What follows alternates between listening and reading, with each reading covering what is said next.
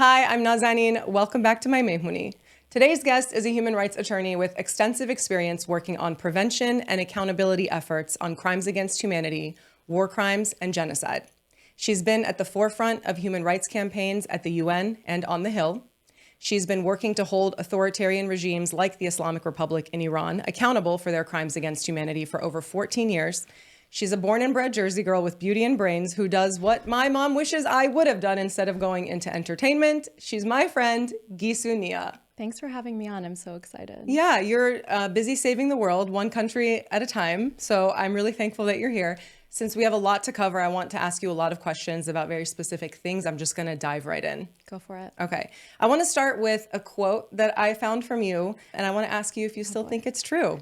You said, "I went to law school because the people doing the most impactful human rights work were attorneys." Do you still feel that way? I think it's a mix. I think it's not about that they're necessarily more impactful. I just saw that the senior leadership of so many organizations that were focused on human rights somehow had a law degree. And so that's why I went to law school. But I think there's a lot of ways that different people can be super valuable to the movement. And that obviously includes journalists. Yeah. That includes activists who clearly don't have a law degree. That includes artists like yourself, because there's an enormous role to play through arts and culture. So I don't think I would stand by that anymore. Oh. Yeah. So we're taking it back? Yeah. Okay. I think the people who might hold some senior leadership positions at human rights organizations often have a JD or a legal degree from somewhere in the world, because usually they can do documentation or the way that they draft is somehow good for reports. But I think there's like a whole range of people that really make human rights move forward. And you head the Strategic Litigation Project at the Atlantic Council. Can you explain to everybody what that is and what your core messaging is, what your goals are? It's a project that I started in 2019. It's hard to believe that it's been 5 years already. Time flies, sometimes even when you're not having fun. But I am really grateful for the work that we do. And so I founded this project and I put it at a DC think tank, which is for anybody in the human rights world, that's a bit of an unusual choice. Yeah.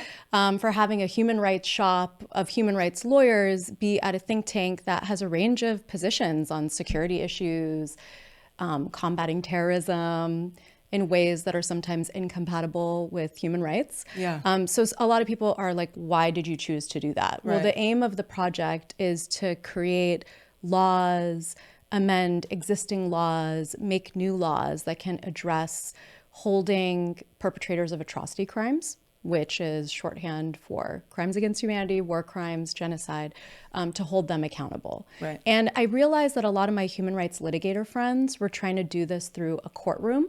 So they were trying to get a judge to interpret existing laws in an expansive way to hold these bad guys, sometimes bad girls, but usually bad guys. Mostly bad guys. Mostly bad guys, accountable. And I was like, wait a minute, we actually have to go to the governments, get them to create the government machinery that we need to do this, get parliaments, Congress, and legislative bodies to create the laws under which we can actually hold these folks accountable. And so I thought we better do this at a foreign policy think tank. So it was a little unusual in the space, maybe, when we I feel like you out. got some pushback on that because For I saw the sure. pushback online. Yeah, pushback from a lot of different corners, though. It wasn't just a clear ideological bent. There are people who think, think tanks like this are part of a globalist cabal. So that's like that, side of things. Right. Then there are others who are like, Little baby's blood. yeah, yikes. And then there are others who say, well, these governments take really anti-human rights positions. They're responsible for the military industrial complex and all that. Yes, unless we plan on burning the entire globe down and having anarchy and dismantling the UN and dismantling systems all over the world, then I am going to try to work through these institutions. Right. So until that day comes, right, I will plan on trying to make the change incrementally where I can and to maybe get some of these human rights voices into rooms where they otherwise wouldn't always be. Right, exactly. You've platformed dissident voices a lot over the course of your career. You also did something recently where you gave testimony to Congress, and you did it for the House Committee on Homeland Security and the Subcommittee on Counterterrorism, Law Enforcement, and Intelligence. And I believe you were focused on the subject of transnational repression Explain to everybody what that is and what exactly you were telling Congress about it. Yeah, so what a mouthful on that committee, huh? Yeah, I was like, let me make sure I write this down and get it right. But, you know, the experience was super interesting. And so it's really relevant to Iranians, actually, because it is how I would loosely define it is it's this phenomenon of dictatorships, essentially repressing dissidents who are abroad. So the long arm of the state is somehow seeking to silence dissidents, and they do that through a range of ways. They do that through cyber hacking, they do that through murder, they do that through, you know, extraterritorial attempts at assassination, you know, trying to abduct people. And so in the Iran context, we've seen a lot of examples of that. We see Masih Alinejad, a prominent dissident, being subjected to different assassination attempts. Kidnapping plot to Venezuela, apparently. Indeed, on the speedboat. They tried to kidnap a human rights activist. The plan was foiled by the FBI, but their plan was to put her on a boat from New York and take her to Venezuela, and then from there take her to Iran. So yeah, it's real stuff. It's real stuff to be scared about. And they instill fear in the diaspora because for many years, I feel like a lot of people were a little more silent on the human rights abuses of the regime because they were so afraid of, because everybody knows what this regime is capable of. You can tell us about the Mykonos murders and those types of events where, you know, this is not just something to be scared of. It's a thing that's already happened. Yeah, it's a real thing. And it's not only the Islamic Republic that does it, it's Russia. They poison dissidents abroad. That's or they fall out of windows. Indeed. Defenestration. Yes. Kush taught me that word. I did not know defenestration until he said it. Yes. Yeah, it has its own concept because it was such a prevalent way that, you know, folks in former Soviet Union countries were being killed when they were just falling out of windows. Just randomly falling out of windows. Yeah, with no indication that it was a suicide. Yeah. You know, pulling out loads of cash right before that happens. Why would you do that and then throw yourself out of a window? It's all a bit confusing. Right. So there's that. There's China. You know, China is repressing, installing students at colleges across the U.S. and using that as a way to silence dissidents. Like, this happens in a range of ways. So what I was talking about before U.S. Congress in that subcommittee hearing was what we could do to change the laws in the U.S. to make it easier to go after the perpetrators of transnational repression. So that would mean Islamic Republic of Iran officials or the agents that they hire to do this here in the U.S. And so the law right now doesn't really account for that in a comprehensive way. It's more of like a piecemeal approach. And it's not always easy to get at the perpetrators if they're in another country. And so that was what I was suggesting in the hearing. And it didn't only apply to Iran, but a range of dictatorships that engage in these practices. Right. And does that have anything to do with what you've spoken about before, universal jurisdiction? Because a question I've seen a lot and that I had myself is, okay, we live in America, or, you know, if you live in Europe, how can people from those countries actually prosecute people from other countries? Do you catch them when they come into your country? And explain that a little bit. Yeah, so universal jurisdiction is this idea that some crimes are so heinous that you need to be able to prosecute them in any court around the world, regardless of where the crimes actually occurred. So one really concrete example of this that people might be familiar with is in Germany, which has a system of universal jurisdiction. There have been a lot of trials in the past few years against Syrian regime officials or others who bear responsibility in the Syrian conflict and who are responsible for war crimes, crimes against humanity. And the crimes occurred in Syria. The alleged perpetrators are from Syria, and the victims are Syrian. So the connection to Germany is actually not that strong. Typically, when we prosecute things, like if you think of a common, you know, a murder, let's say right here in LA, there's a murder, right? Usually the perpetrator will be from here, committed the murder, let's say in Santa Monica, and the victim maybe lived in Santa Monica, and then you go to the court that's local to, you know, basically try the murderer, right? Here we have a situation in which you can't try the murderer in Syria because the murderer is the government. So that's not happening. They can't hold themselves accountable. Exactly. Right. I mean, they're unwilling. They're unwilling. Yeah. Unwilling and possibly unable, right? So that's the thing. And so for Iran, we face that as well. Right. And so the question is, how do we get at prosecuting these guys? And it's a question I get a lot. And the deal is that these Islamic Republic of Iran officials are traveling to Europe. There are a number of them just sitting in Canada right now. Yeah. and they're all going to be deported. So the idea that the governments have is, hey, we don't want you here. You guys have committed heinous crimes, so we're going to deport you. But I would prefer that they not be deported, to be honest, because then we just take the problem back to Iran. And they're not going to deal with it. Absolutely at not. all. As we saw with Hamid Nouri, who you can explain about, he got a hero's welcome. Yes, indeed. And so Hamid Nouri was a perpetrator of the massacres that happened in 1988, so a historical crime in Iran's jails. Is that the one that Ebrahim Raisi was An known architect for of? the He butcher was of on the Tehran? death committee of Right. this like 4-person committee that was basically sending people to summary execution. So it would be a few yes/no questions. Do you pray? Are you Muslim? Do you support the Islamic Republic? Yes, no, off with your head. Yeah, shooting, firing squad, all terrible ways, but basically they would be executed. And there were thousands and thousands of prisoners that were executed in a very short time period over almost like no basis at all. And so, Raisi was part of that committee. He's now dead, obviously. Some other people felt this way too, that, well, justice wasn't actually served because he never had to pay for any of the crimes he committed. He had a swift death. How do you feel about that? So my position was that the victims seemed to be really happy that he was dead. And so I was happy for them. Right, of course. Yeah. I would much have preferred to see him sit and sweat in the dock in a courtroom for years where he has to face all the victims and survivors of what he's done, and to be under an international microscope that basically calls him a murderer instead of a president. I would have preferred that. But I think that was probably not realistic at this point because he had a head of state immunity. I won't get into the details, but basically, I don't know if that would have happened. Yeah. And a lot of these bad guys die before anything happens. And so if there was going to be a way that he dies, why not that way? So frankly, the victims were happy. A lot of the survivors were happy. And so I was happy for them being happy. Same. Nobody was shedding a tear for that guy. No. So I did read somewhere that you said that the Green Movement was the catalyst for you wanting to start doing documentation work on the human rights abuses committed by the Islamic Republic.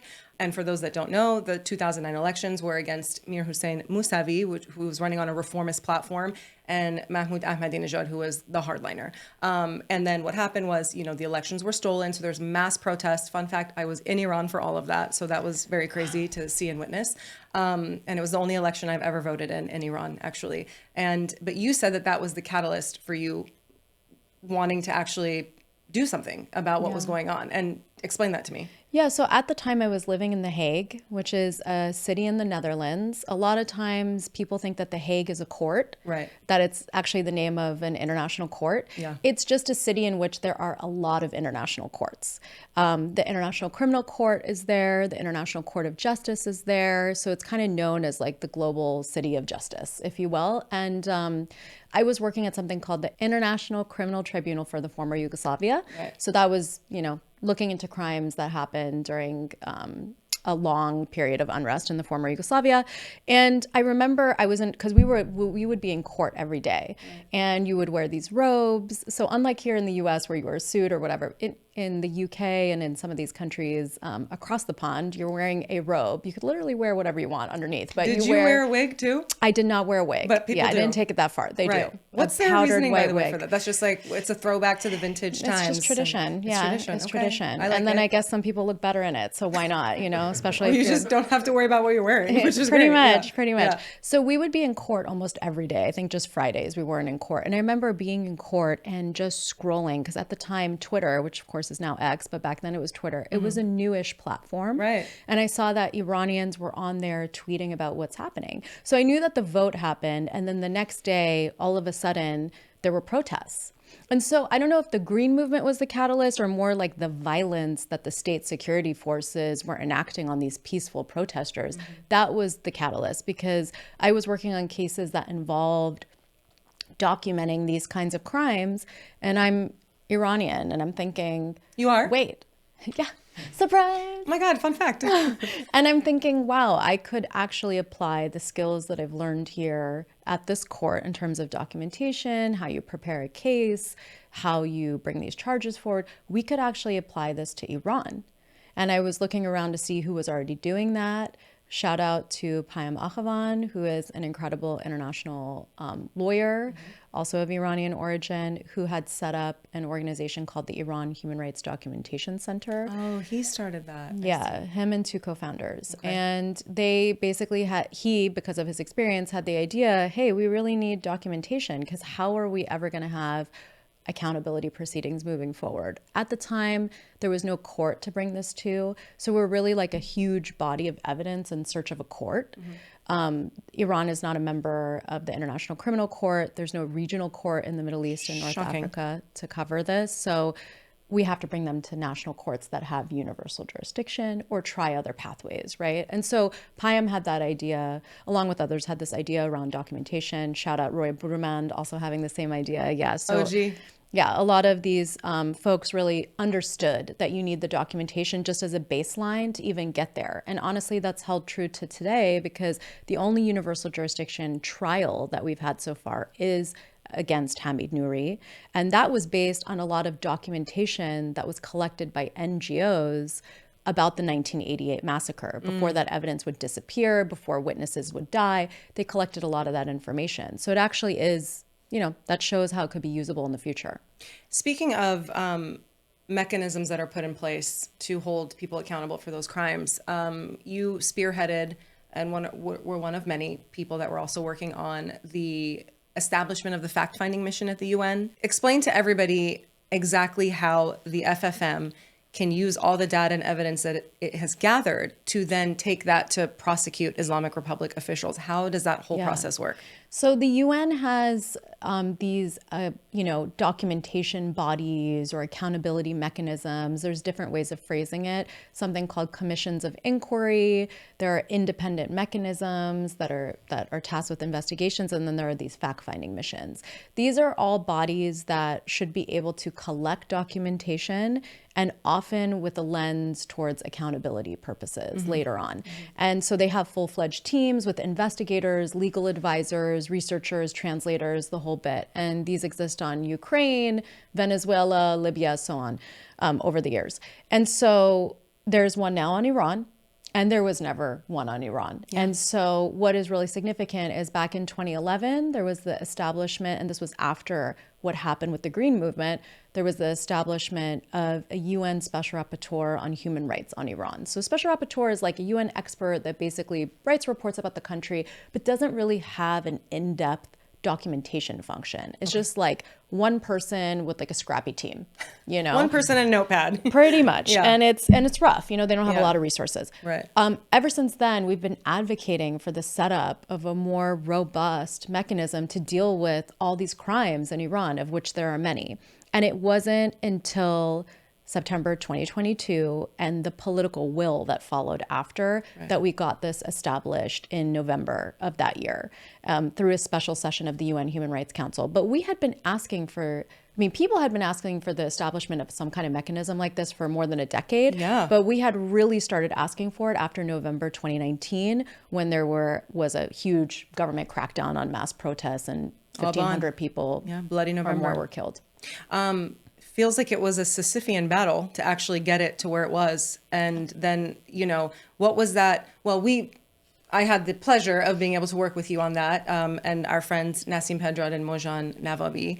Tell me about, first of all, just putting that idea together and thinking, I'm just going to take a bunch of Iranian-American actresses to the UN and let's try to talk to some member states. And, what was your thinking behind that? It was a great strategy, by the way. So there's what a lot of people wouldn't know about the UN is these things don't happen just because they happen. It's not like a bunch of governments get together and just say, well, we need to do this. And so we're going to do it. We need to go be the good guys. There's a lot of advocacy that's involved behind the scenes and sometimes in front of the lens.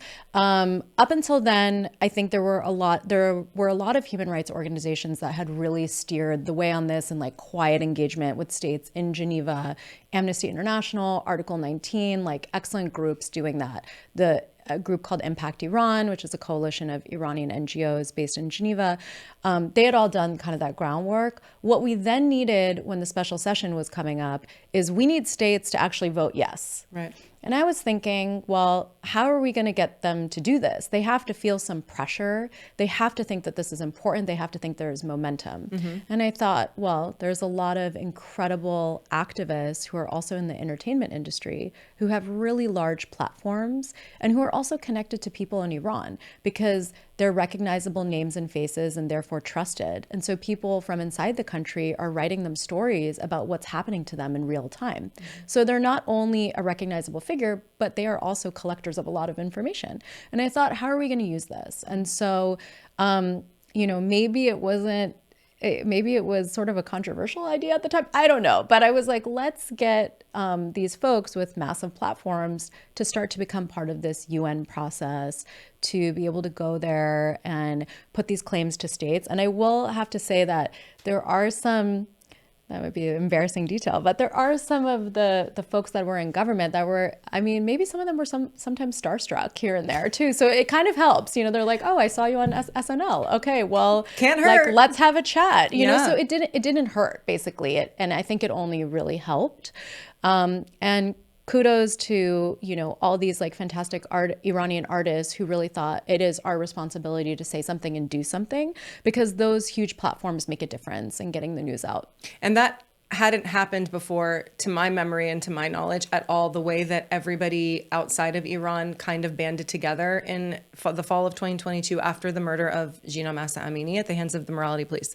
And that unity, and I feel like that solidarity, and everybody leveraging their social media platforms, whether you were a doctor or a lawyer or an actor or a teacher or whatever you were, everybody was using it. And so it feels like the media couldn't ignore it anymore. Yeah. Member states can't ignore it anymore. Politicians can't ignore it anymore, because nobody can say, well, we didn't know, we didn't have the info. It's like, it's on your Instagram. You can look at your social media and everything is there for you to see. So I feel like that was like a culmination of the perfect storm, as morbid as it is, to actually get people behind the cause and to pay attention to what was happening, and to finally recognize that the Islamic Republic, this is not the first time that they've cracked down on protests. This is their MO. And actually, it's the time in between these protests has been getting smaller and smaller over the last decade. Yeah. Wouldn't you say? Yeah. We keep on seeing that there's recurring protests, and the space between each spate of protests grows smaller and smaller. We'll see what happens in the upcoming years, but certainly that's the case. And I think it began in December 2017. All of a sudden, we started seeing water protests, gas price protests. They would quickly become anti-government in nature. I think the distinct thing about the protests that followed Mahsa Gina Amini's killing was that it was clearly about human rights. Right. So there was no government that could say, you know what, it seems like this is about economic reasons. It seems this is about an environmental concern. No, it was clear. It was about women's rights. It was about broader human rights. That was super duper clear. And also the government couldn't afford to shut the internet down anymore. So back in November 2019, they shut the internet down for more than a week in many provinces. And therefore people couldn't get images and video and photo out to the world. Here, we had a really different situation where you could see these incredible visuals of women cutting their hair and burning their headscarves. 100%. So that makes the difference, because obviously media is more motivated when they have the right kind of images. And to your point about accounts posting, yes, and every account matters, because power is in numbers. Dictatorships thrive on fear. They thrive on silencing people, and people silence themselves. And keeping you separated. Exactly. And not united. Exactly. And when people break the taboo, when they start posting, when they see that everybody else is posting, they understand that the government can't go after everybody. Right. So power is in numbers. And I think that's really what the shift was at that time period. Yeah, and we're never saying that, social media is going to be the reason of the downfall of a dictatorship, but it definitely keeps it in the spotlight. It keeps it in the conversation. And I think it really, personally, I think it really helps hold those in power accountable for their actions, and that they can't run and hide from people anymore. We're showing you the evidence. We're showing you what's happening. You can't actually cover your eyes anymore, or hide your head under the sand. I want to ask you about something else that I've had a lot of questions on regarding the ICC, the International Criminal Court. We know that they're seeking arrest warrants for Prime Minister Netanyahu and the Defense Minister of Israel, Yoav Gallant, as co-perpetrators for the war crime of starvation and other war crimes, right? And they're also seeking warrants for Hamas leadership as co-perpetrators for the crimes against humanity of extermination, murder, torture, rape, and sexual violence. So regarding, and as far as I know, as of this recording, they have not received those arrest warrants, correct? Yeah, it has to go to a pretrial chamber, and the pretrial chamber has to issue the arrest warrants. And as far as I understand, they have not approved those arrest warrants yet. For either side. Yeah. So can you explain to me how that works if and when these arrest warrants get issued? How do they hold people accountable? Because, for example, Netanyahu, we know, visits the U.S. And so does the U.S. recognize this ICC ruling? Do they not? How does all that work, and how can it actually hold them accountable? Yeah, so as well as Hamas's leadership. The U.S. is not a member of the International Criminal Court, so it doesn't actually have an obligation to turn over a suspect or somebody for whom there's an arrest warrant issued.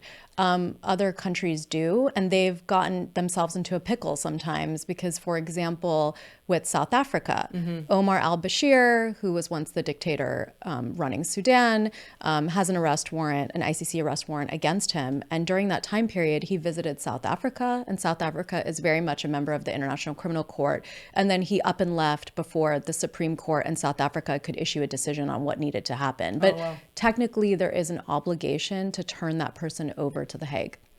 So if these arrest warrants do get issued, though, what is the procedure? If Hamas leadership, if Netanyahu and Yoav Gallant travel to a specific country that's under ICC jurisdiction, then does that country have the right to, or the jurisdiction to do something about that, actually like literally arrest them? So the Hamas leaders who've been in, for whom there are charges being sought against them by the ICC chief prosecutor, some of them are being killed. So there can no longer be an arrest warrant there. But with Sinwar, I don't know how much the guy is traveling, frankly. So I don't think, that's as much in play. What is in play is that Netanyahu and Gallant, in theory, do visit countries in Europe that are members of the ICC. And so what that means is that those countries would have an obligation to turn them over. How likely is that to happen, though? What is more likely is that Netanyahu will not be visiting. And so the real world implication of these arrest warrants being issued is that it significantly limits their travel and it makes them more of an international pariah. So when we have something like the arrest warrant against Vladimir Putin of Russia, we saw that his travel became extremely restricted as a result. He was due to attend BRICS, again, in South Africa. He did not. He attended virtually, right? So these are the kinds of things that happen as a result of it. So there are serious diplomatic impacts. And we were curious to see how different member states in Europe of the ICC would respond. And most of them responded by saying, we fully support the ICC as an institution. Right. So that was definitely a signal that should there be an arrest warrant that's actually issued, that essentially Netanyahu won't be traveling there because they won't want to be in that pickle. But you know what can happen? It's politics change, right? So a lot of times people are like, are head of states ever actually brought before these courts? So a side fact is that head of states cannot be charged in national courts, typically. So for example, we couldn't have an indictment against Khamenei, the supreme leader of the Islamic Republic, in the US, because there's head of state immunity, and I won't get into all the details. Yeah, I want to learn about that though, because I find that so crazy. But at an international court, there is no head of state immunity. And so that's why you saw somebody like Slobodan Milosevic being tried at the Yugoslav tribunal. That's why you saw Charles Taylor, former president of Liberia, being tried and convicted at the Special Court for Sierra Leone. These international tribunals, they don't have head of state immunity. And so heads of state can be tried there. And so I think politics change. You never know what happens. You never know what happens in the future. A lot of these universal jurisdiction cases that are moving ahead against government officials in different countries around the world, they're historical cases. They're cases from the 80s, from the 90s. It's when the government has fallen out of favor, when that person's no longer in power, when there's nobody powerful supporting them, and they're trying to live out their old days on a beach in Marbella, and then they find themselves in jail. So Marbella is lovely this time of year. Yeah. Regarding the ICC, was it the ICC or the ICJ that is calling or not, deciding to call or not to call what's happening to Palestinians in Gaza and the West Bank a genocide? Yeah, so there's the International Criminal Court, Right. and then there's the International Court of Justice. International Court of Justice is where South Africa submitted an application holding Israel to account for violations of the Genocide Convention. And where are we on that process? It's still going. What do we, and by we, I'm not the one trying the case, but, and what do we, what I mean is, what do these courts need to show? Because I also think, can you explain, a lot of people think genocide refers to the amount of people that are killed, but it's actually about intent, correct? Yes, yeah. So how difficult or easy is it to prove intent that you're trying to wipe out a race or a group or, you know, an ethnic minority of people? So a lot of people think that genocide means mass killing. Right. But the reality is that it can also apply to forced sterilization or transfer of children from one population to another. It's about the destruction of a group. And you can destroy a group by cutting off the new generation, right? And that's not only through killing. That's sometimes through preventing births. Wow. I didn't know Or that. diluting the culture of the children so that, you know, they are no longer part of that group and mixing with that group. Is that what people have now said? And by people, I mean international courts and officials, experts. What is happening to the Uyghurs? Is that considered genocide? It is. Yeah, in And so some that's corners, been- not everywhere. Oh, so not everyone recognizes Some it. groups say it's just crimes against humanity. Others have recognized it as a genocide because of the claims of forcible sterilization. Wow. But In it the just camps. depends. There are Yeah, camps. it just depends. But this is all in the Genocide Convention, and the Genocide Convention is what the Rome Statute of the International Criminal Court has adopted. It's what has been incorporated into domestic legislation in countries all over the world. So there are different crimes that can constitute genocide, but it turns on what we call specific intent. And the specific intent is like a higher level of intent that basically here needs to show that there is the intention to destroy in whole or in part one of these protected groups. So with the question of Israel-Palestine, there were a few outstanding questions. One is, are the Palestinians an identifiable group? And I think one, and that might sound like a no-brainer to a lot of people, Right. but it's like a question over how this group is defined. And one thing that the International Court of Justice did was recognize that they are this definable group. With the International Court of Justice, the reason that there was a flurry of initial activity was because they were ruling on urgent measures, on Right. protective measures. Because what South Africa was saying was, if you don't rule on this and tell the state of Israel to stop doing these things, then there won't be a basis to talk about genocide later because they'll have already committed it, right? Yeah. So it's this kind of like urgent, you need to stop this piece. And that's why, you know, this is a sleepy court that has like a very long arc of procedure, but that's why you saw that initial flurry of activity. But now it will take a while before things move forward. The state of Israel will most likely challenge jurisdiction. That takes a while. So God, I can't believe there's red tape when it comes to human rights while people are actually being slaughtered. That's mind-blowing. Yeah, I to mean, me. welcome to international courts, the UN system, and everything else. But I think it's really good to understand the purpose of what these things are. So ideally, what we don't want is accountability after the fact. We want these things to be prevented. Right. And so that's a whole other muscle. Speaking of which, I want to pivot to Afghanistan and to, it involves Iran. You are also leading the charge with other Afghan women and men, and Iranian women and men, civil society activists, lawyers, dissidents, in the End Gender Apartheid campaign. Can you, which I'm also very proud to support, so can you just tell people what the goal of that is and how it can actually help the Afghan women against the Neanderthal measures that the Taliban is now taking against them, not being able to sing in public, have their voices heard, literally, can't show their face, can't be out without a male relative, they're getting beaten, their suicide rates have climbed. How is this campaign aiming to help them and the women and girls of Iran? So one thing that I noticed was that Afghan and Iranian activists had been using this term gender apartheid, apartheid jinsiati, for years. Plenty of Afghan activists have been using it even during the first rule of the Taliban prior to, you know, the US invasion and all the rest of it. So this is a long-standing term. There was a UN expert that used the term decades ago. So Oh, I didn't know that. yeah, so it's a long-standing term. But when I spoke to some of these activists, not all of them realize that it's not currently a crime that's codified under international law, meaning it's not formally part of international law. So the crime of apartheid, which was born out of the experience in South Africa, where white South Africans were oppressing Black South Africans and non-white South Africans for purposes of exploitation of their labor and to basically, uphold this oppressive regime that they dominated over. That definition of apartheid only applies to race. It doesn't apply to gender. Yeah. So that definition is on the books in the Apartheid Convention of 1973. It's on the books in the Rome Statute, the trusty Rome Statute that I talked about that animates the International Criminal Court. But there's no mention of gender.